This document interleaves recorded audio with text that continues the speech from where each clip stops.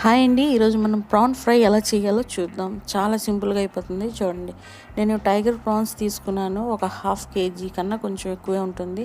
మధ్యలో కట్ చేసి దాని పేగు అనేది అది నేను తీసానండి.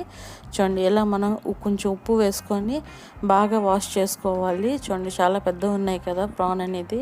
ఇప్పుడు మనం ఒక కడాయిలోని ఆయిల్ వేసుకోవాలి. ఆయిల్ కొంచెం ఎక్కువే పడుతుందండి. ఉల్లిపాయలు ఒక 4 పెద్ద ఉల్లిపాయలు, 4 పచ్చిమిర్చి చిన్న చిన్నగా కట్ చేసుకొని ఆనియన్స్ అది ఫ్రై చేసుకోవాలి. అది గోల్డెన్ బ్రౌన్ వచ్చేంత వరకు ఫ్రై చేసుకోవాలి. చూసారా, ఆనియన్స్ బాగా ఫ్రై అయిపోవాలి. నేను కొంచెం ఒక 2-3 రెమ్మలు కరివేపాకు వేసుకున్నాను. ఉప్పు వేసుకుంటున్నానండి, ఉల్లిపాయలు వేరంగా మగ్గిపోతాయి అనేసి.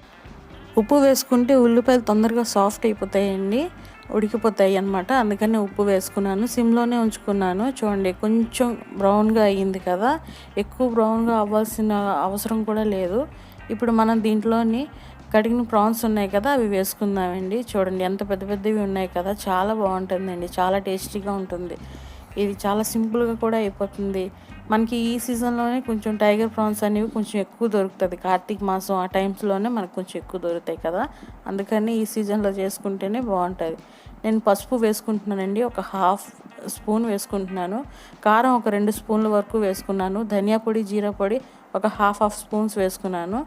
చూడండి, ఇది మొత్తం అంతా కలుపుకోవాలి. సిమ్లోనే ఉంచుకోవాలండి, హైలో పెడితే మళ్ళీ మాడిపోతుంది కదా, అందుకు సిమ్లోనే పెట్టాను.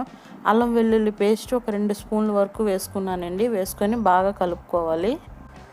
చూడండి, అలా సిమ్లోనే ఉంచాలండి. సిమ్లో ఉంచితే చూసారా, దాంట్లో ఉన్న వాటర్ అంతా బయటకు వస్తుంది. లేదు మనం హైలో పెట్టాం, నేను అస్సలు వాటర్ అనేది యూజ్ చేయలేదు. చూడండి, ఎంత వాటర్ అనేది వచ్చిందో. అలా సిమ్లో పెడితేనే వాటర్ అంతా దాని వస్తుంది. మనం హైలో పెడితే మొత్తం మాడిపోతుంది తప్ప ఏముండదు. చూడండి, ఆ వాటర్తోనే నేను అది ఫ్రై చేసుకున్నాను, అసలు వాటర్ కూడా వేసుకోలేదు.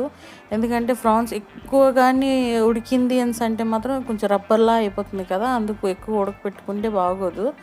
చూడండి, ఆయిల్ అంతా కొంచెం తేలింది కదా, ఇప్పుడు కొంచెం ఫ్రై అయినట్టు. మరి కొంచెం ఫ్రై చేసుకుంటే బాగుంటుంది, లేకపోతే కొంచెం వాటర్ లాగా ఉండిపోతుంది కదా.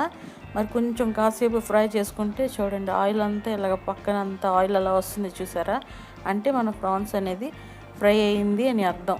ఇప్పుడు మనం దీంట్లోని కొంచెం అంతా ఇంకా కొంచెం ఫ్రై చేసుకొని కొంచెం కొత్తిమీర వేసుకొని కొంచెం కలుపుకుంటే అయిపోయిందండి ప్రాన్స్. అంతే, చాలా సింపుల్గా అయిపోయింది కదా. నేను మీకు ఇందులో అన్నీ సింపుల్గా అయిపోయే వంటకాలే చూపిస్తున్నాను. ఎక్కువ హెవీగా ఎవరైనా చేసుకోవచ్చు అనే టైప్లో అలాంటి వంటలే చూపిస్తున్నాను. చూడండి, ప్రాన్స్ ఎంత పెద్ద పెద్దవి ఉన్నాయి కదా, చూసారా ఎంత బాగా ఉడికింది కదా, చాలా బాగుంది ఫ్రై. అసలు నూరు ఊరిపోతుంది మీకు చూస్తుంటే. చారు అన్నం చేసుకొని చక్కగా ఈ ప్రాన్ ఫ్రై చేసుకొని, లేదంటే పరోటా చేసుకొని చాలా బాగుంటుందండి. మీరు కూడా ఇంట్లో ట్రై చేయండి. మీకు నచ్చితే నాకు కామెంట్ చేసి చెప్పండి ఎలా ఉందో.